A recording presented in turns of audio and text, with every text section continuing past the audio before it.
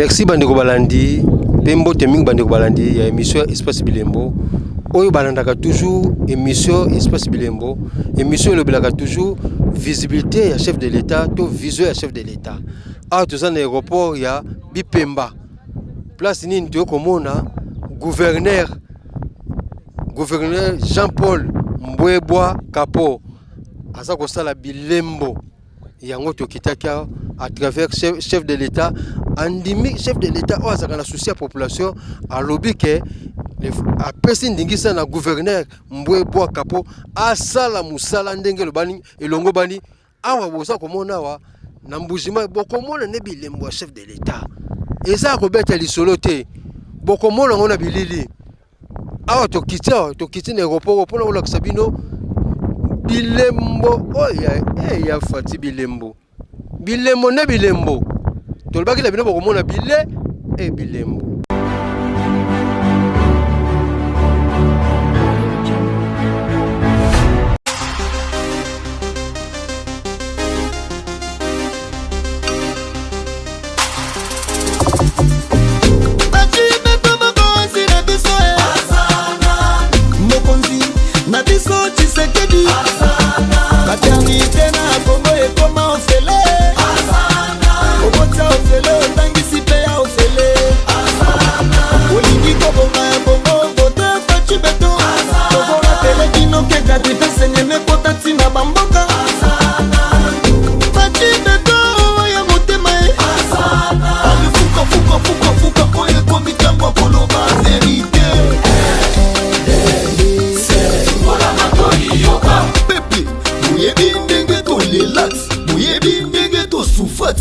Nationalité douteuse bango bakanisi ke to bosana na mboko yo Congo bino lisusu apprenti na héros débutant oya boye kola na bord nanga biso tozana besoin ya chauffeur oyo esi ya kuma ayete kokuma ayete ko utiko kuma ayete kokuma tokotikele kaka akuma.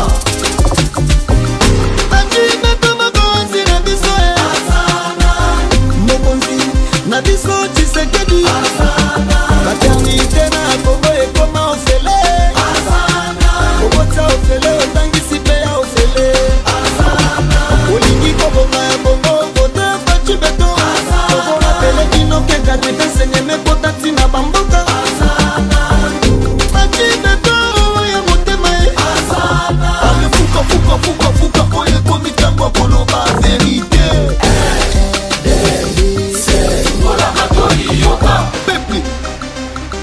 Yepenza linga koma président nanga nga pe na vote yo nasala confiance ekosimba te Fachi Beto mwana mama Mars na Etienne Tshisekedi wa Mulumba mobali ya mama Denise.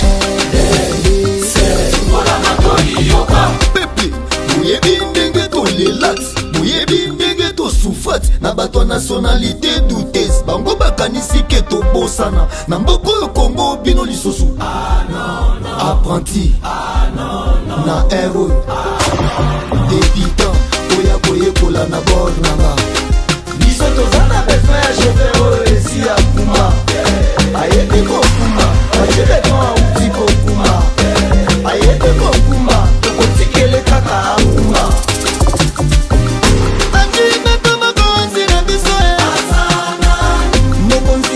na biso Tshisekedi maternité na Congo ekoma ofele obota ofele otangisi pe ya ofele olingi kobonga ya bongo vote faci beto tozorapele bino ke kadrete senyeme kota ntina bamboka faci beto ya motema ale fuka oyo ekomi ntango koloba verité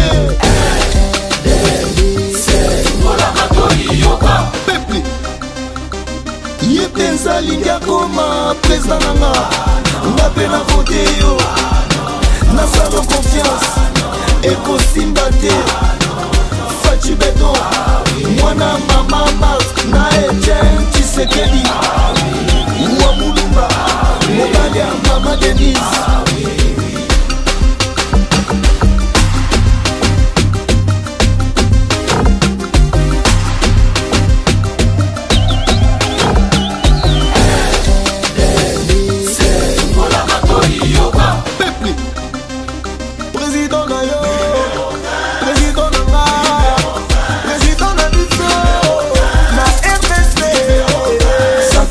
territoire bachantiers au Salema libi ya mbongo ya leta bangoma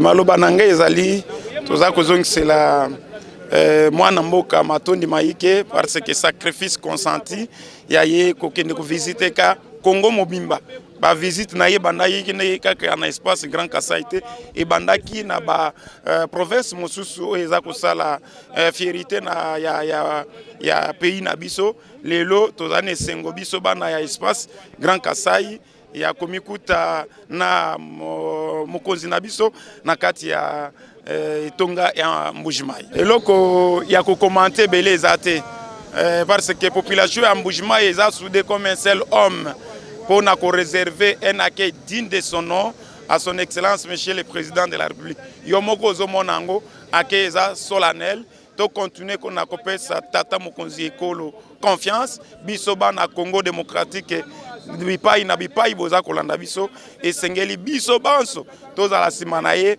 conformément na vision pe à lobby il faut que na réforme constitutionnelle parce que constitution na biso ezali na ba faille belé et sengeli toza na mobeko likonzi o ezali ko répondre na réalité du moment.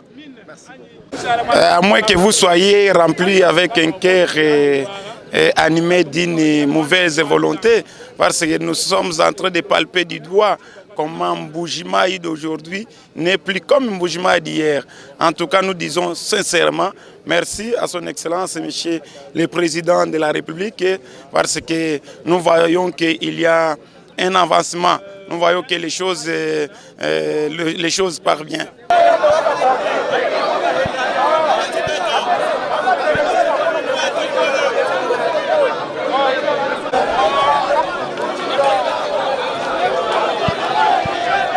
En fait, nous nous retrouvons dans un état très apaisé pour accueillir le premier citoyen de la RDC qui vient ici au Kasai oriental, sa terre natale.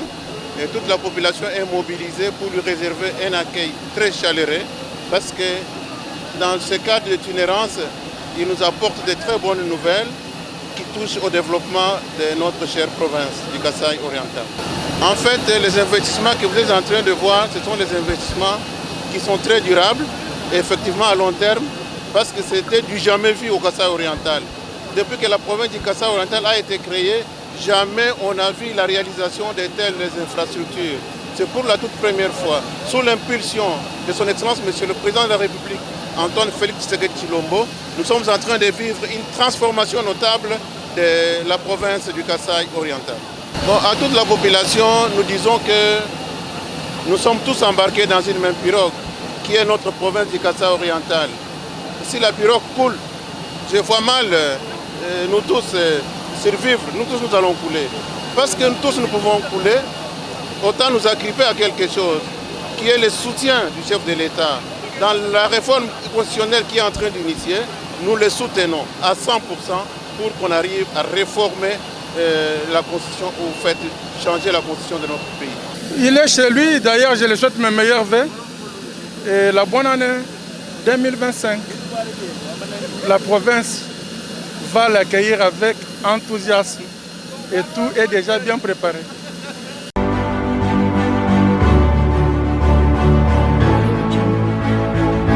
Bon, depuis que je suis arrivé ici en Mbujima, je vois les travaux ont un rythme accéléré, surtout pour les infrastructures routières.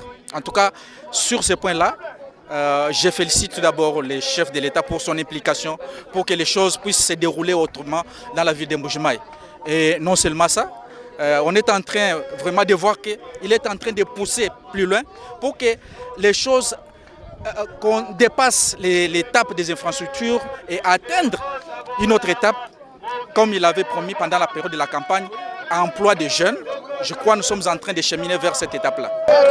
Bon, tout d'abord, cette mission d'itinérance du chef de l'État, c'est une mission qui s'inscrit dans le cadre des consolidations des acquis, tels qu'avait promis le chef de l'État pendant la période de la campagne.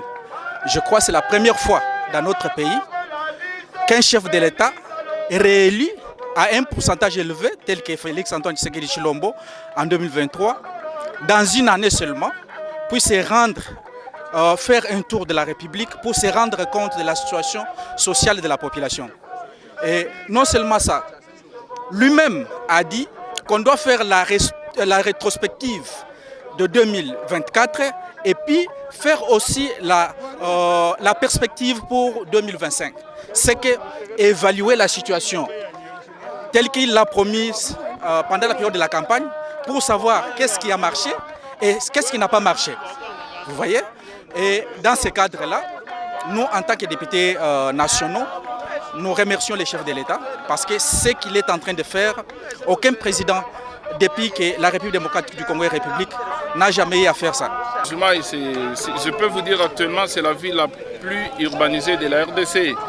Et la ville où il y a des routes partout. Donc, Mbujima est en train de changer. Et je lance un appel à tous nos frères qui nous suivent des parts du monde de venir investir au Kassai. Bon, le FPI a financé, vous l'avez dit, l'hôpital de la Mouya. Malgré quelques difficultés que nous avons rencontrées, mais aujourd'hui, l'hôpital est terminé, il sera inauguré par le président de la République. C'est une grande fierté d'avoir quand même un hôpital de ces gabarits dans la province du Kassai oriental. Bon, cette transformation-là est due tout simplement à un état d'esprit. On dit quand on veut, on peut faire. Et donc nous sentons qu'il y a une volonté manifeste de la population accompagnée à la manifestation du président de la République. Ce sont les deux volontés-là qui s'unissent et qui font ce que nous voyons aujourd'hui. Mbujima aujourd'hui apparaît sous une belle ère parce que le président de la République s'est engagé à travailler pour ce pays afin de rencontrer les priorités inscrites dans l'agenda, dans son programme, oui, dans son programme du gouvernement actuel.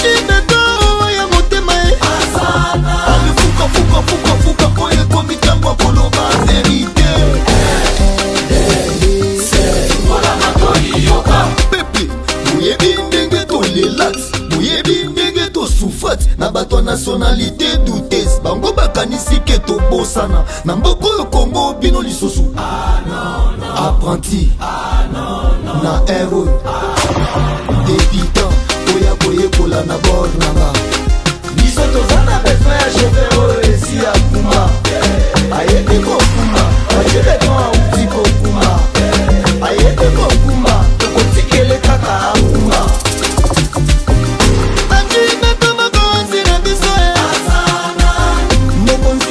na biso Tshisekedi maternité na Congo ekoma ofele obota ofele otangisi pe ya ofele olingi kobonga ya bongo vote faci beto obona pele kino ke gratuité senyeme kota ntina bamboka faci beto ya motema ye ale fuka oyo ekomi ntango koloba verité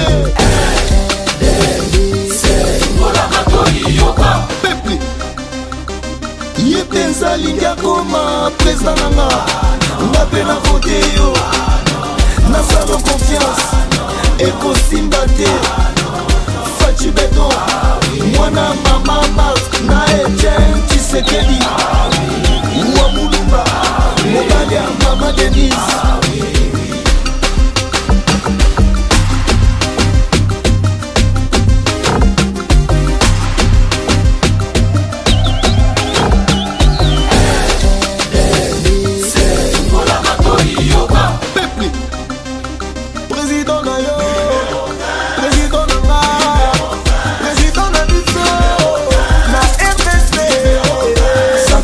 territoire bachantier osalema libi ya mbongo ya leta bangoma kobanga echef kozala fonctionnaire na Congo lelo ekoma elengi diplomatie, économie, infrastructure, agriculture, sport misala ezomonana pardese la police bendele koya te tangi betona konzi na biso mokonzi na biso Tshisekedi RDC, mon pays, Tshisekedi, mon président.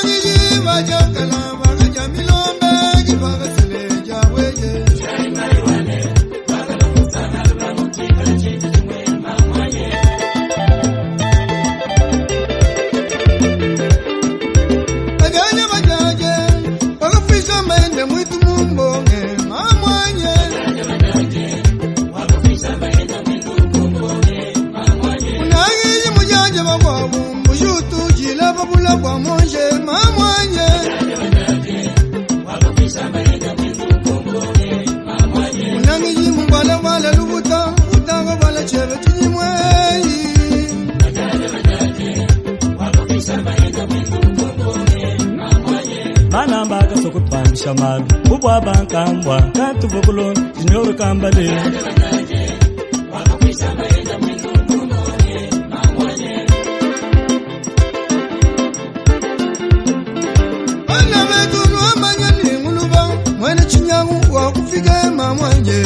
Mulube wakaje chombo cha mamukumana Mulube wibataye kwa bukashije Mulube Mulubakele makota mulwe Mulube Wangilai aibende kashidi Mulube Mulube mwena bukoya wakashidi Mulube Kunyemba kanani bitochi bisukala Mulube Wakajina mumaichende na ni nyuma yende ya makoye ya mulonda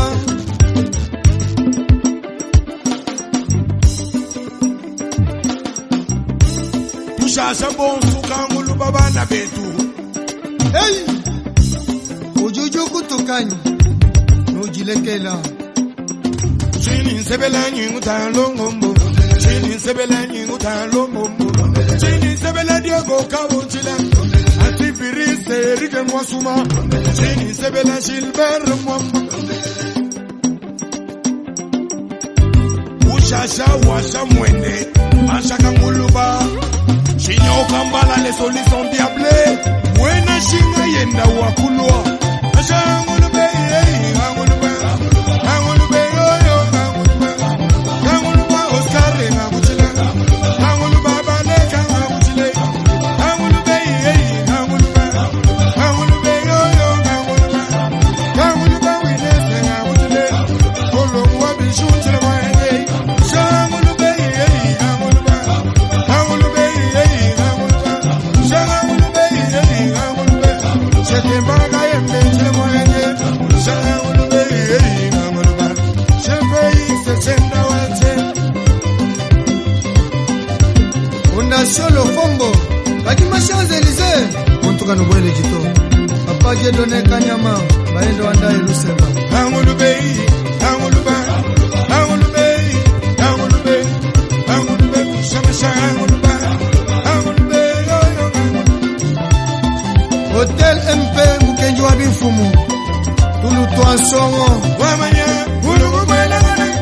Wamanye ngulubwela ngane. Wamanye ngulubwela ngane. Tadembaya ngulubwela ngane.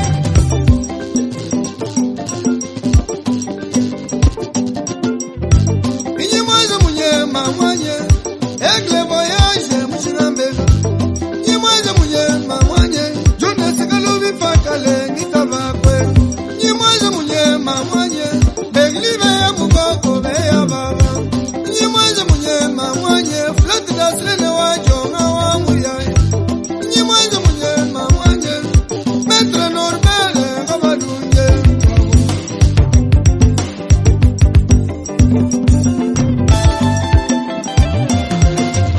Manu wa Ngondo, Asha ngulube ngulube. Koni konde chemwenge. Taylor katai lelu ngulube. Ngulube ngulube. Ngulube ngulube. Eje Jimmy Mukenji wa Chumanga Numasemwe, les notables. Idi wamanyeti. Ngulube.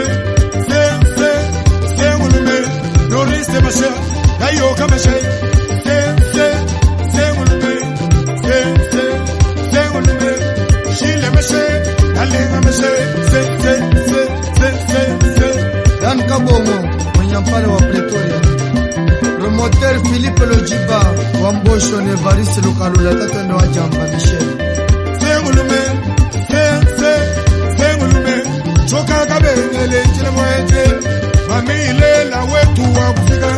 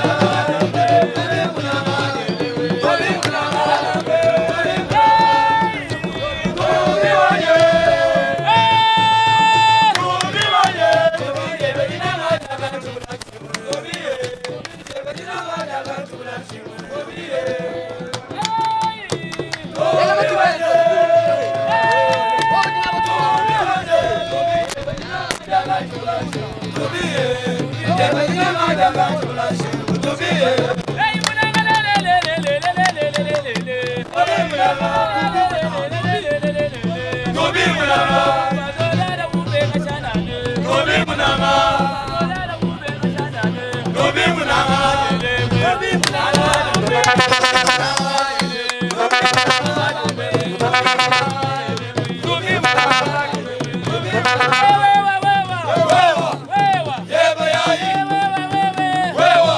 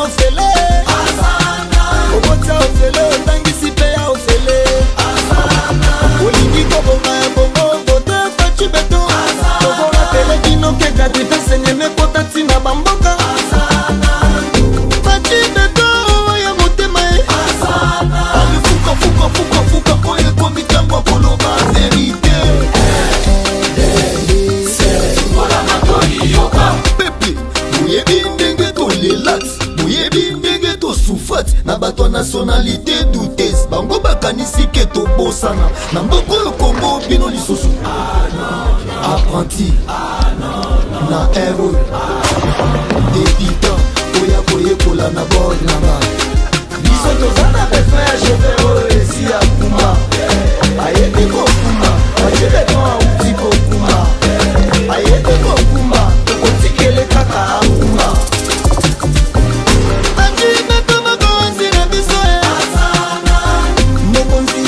na biso Tshisekedi maternité na Congo ekoma ofele obota ofele otangisi pe ya ofele olingi kobonga ya bongo kote faci beto obona pele kino keka tete senyeme kota ntina bamboka faci beto ya motema ye ale fuka oyo ekomi ntango koloba verité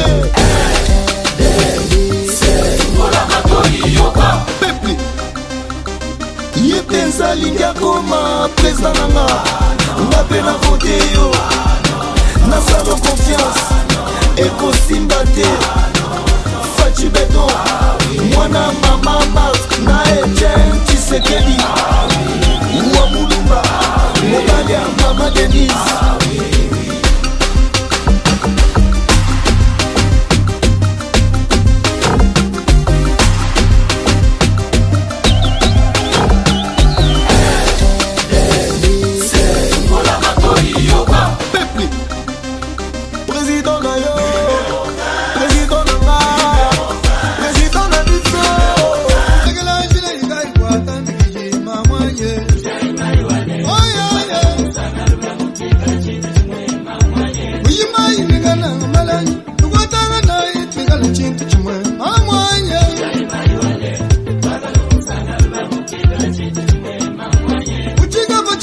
Makuka monya kaminyele kumpokolo kapwena mukia mamwanye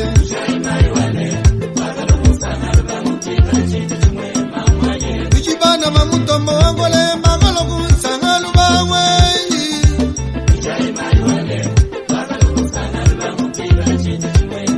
Mana kunangiji wajakala wakaja milombe kipaka sileja weye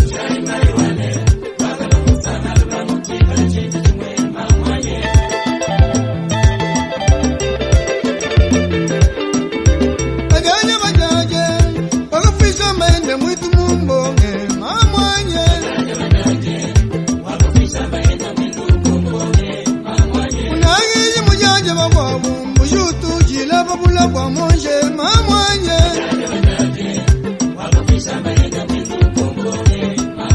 unangiji mbala wala lubuta utanga wala chebe chinyimwei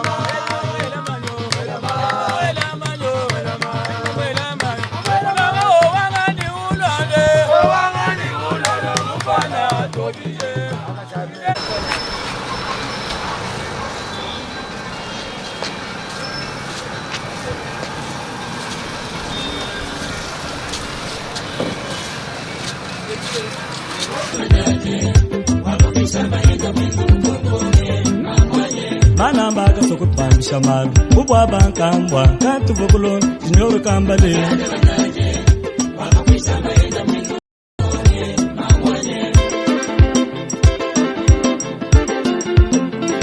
bana betu nwamanya ni nguluba mwene chinyangu wa kufika mamwanye mulube wakaje chombo cha mamukumala mulube wibataye kwa bukashije mulube muluba kele makota mulwe mulube walilaye ayibende kashije mulube muluba mwena bukoya bwa kashije mulube kunyema kanani bitochi bisukana mulube wakajina mumaichelela ni nyuma yende ya makoye ya mulonda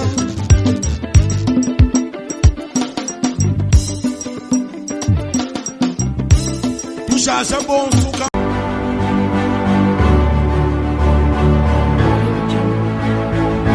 Merci bandeko balandi bino mo bosi komona na bilili ndenge nini Mbuji-Mayi etongami grâce à chef de l'État. Mbuji-Mayi ezaki négligé chef de l'État oazaka na souci ya population atongi Mbuji-Mayi ya kobeta lisolo te. Merci Doudou Fomba, excellence Doudou Fomba, pamba te yonde o financer ke musalo esama kitoko. Ah, muzaka nde boye. Merci le gouverneur Jean-Paul Mbwebwa. Na musala kitoko oyo ozali kosala population ya Mbuji-Mayi elobi merci pamba te tomoni totambola banzela nzela ya Mbuji-Mayi etongami kitoko etongami na ndenge elongo bani tokomi na suka émission na biso yango tolobi ke merci na bato nyonso tu oyo basalaki ke tokoma na Mbuji-Mayi tolakisa bilili ya Mbuji-Mayi. Directeur Eric Ngindu, merci pamba te olingi ke misala ya présent emonana na misu. Visibilité à chef de l'État emonana. Merci papa Jean-Marie, merci monsieur John, pamba te olingi visibilité à chef de l'État visibilité à chef de l'État emonana na misu. Pe tobo sanité le colonel Debs Robot, colonel de l'aéroport Yenabi bilembo fo matavion pe na mati avion pona kolakisa bilembo ya chef de l'État. Bato surtout oyo bazwaki libaku ya kolanda biso na émission na biso espace bilembo mbote pe tobosani te cameraman na biso na 6 HD, monteur na biso kaka na 6 HD. Yene asaka ke image elambama. Tobosani te Dieudonné Masunda système accent yene abetaka ba thématique ya solo pe tobosani te Monsieur Zedi Mukoko directeur à programme Zedi Mukoko directeur à programme Golf Nesimbi production avec production faut produire émission kita et kitoko golf na bosani te Nzungu Toussaint Nzungu Enoki Nzungu Jimmy Nzungu bino bosimi Nzungu Nzungu c'est même na boko na bino la bosante le directeur JP Kambai wandi make émission esalma kitoko et le DG Héroï Lunga le boss de boss Héroï Lunga le boss de boss abike espace bilembo faut qu'il est partout to lakisa bilili ya chef de l'État bilembo ya chef de l'État ezali ko salama Héroï Lunga boss de boss Belbis Kogale. Merci Perrier, to komi na suka. Bye. To monani.